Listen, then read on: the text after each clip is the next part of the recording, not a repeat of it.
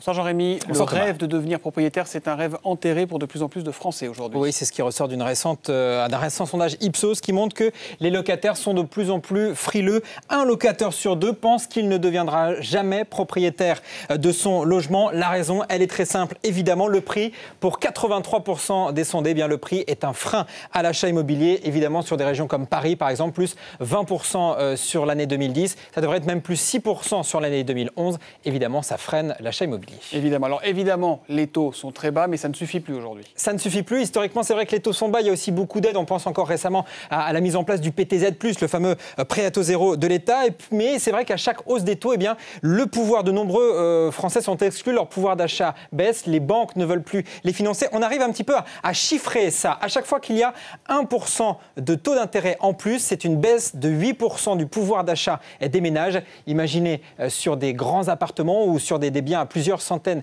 de milliers d'euros ce que ça peut représenter. Évidemment, acheter son appartement, c'est donc vraiment maintenant un luxe.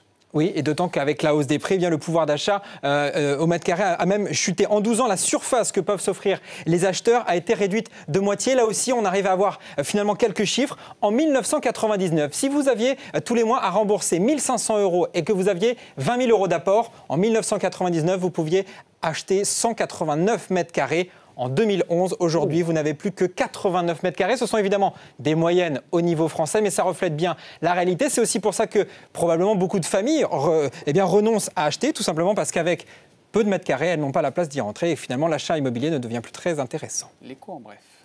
Et on parle du déficit français qui devrait être inférieur aux prévisions. C'est ce que laisse entendre ce soir le ministre du Budget, François Baroin. Pour 2010, il devrait être ainsi aux alentours de 7,2% du PIB. On est encore bien loin des objectifs européens à 3%. Le coup de gueule du e-commerce en France, les sites internet marchands s'élèvent contre un projet de directive européenne qui renforce le droit des consommateurs. Parmi les mesures proposées, il y a l'allongement du délai de rétractation de 7 jours à presque un mois, ainsi que le remboursement des frais de renvoi pour les commandes supérieures à 40 €. Un projet excessif selon la profession. Et ce qui est très grave, c'est que les marchands vont devoir rembourser les frais de retour. C'est-à-dire que vous achetez 15 jeans, Stéphane, sur Internet, vous en retournez 14. Le marchand va devoir prendre à sa charge ces frais de retour.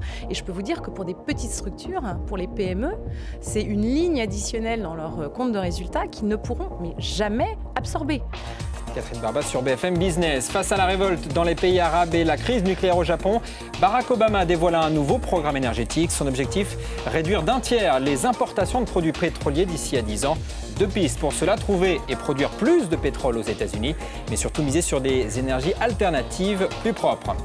3 semaines après le séisme et le tsunami au Japon, la situation s'améliore pour les constructeurs automobiles.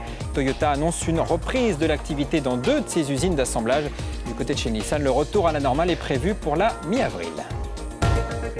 Jean-Rémy, on connaissait le prix unique pour les livres papier. Il va y avoir le prix unique pour les livres numériques. C'est l'écho en plus. Effectivement, le Sénat a tranché. Ça existe pour les livres papier depuis 1980, la fameuse loi Langle. Eh bien, les plateformes Internet devront aussi afficher toutes les mêmes tarifs pour les livres électroniques. Cela concerne aussi évidemment les livres étrangers comme Apple, Google ou Amazon. C'était là évidemment le nœud de ce problème. Il ne fallait pas que des sites français mettent des livres plus chers que les autres. Merci Jean-Rémy. Merci.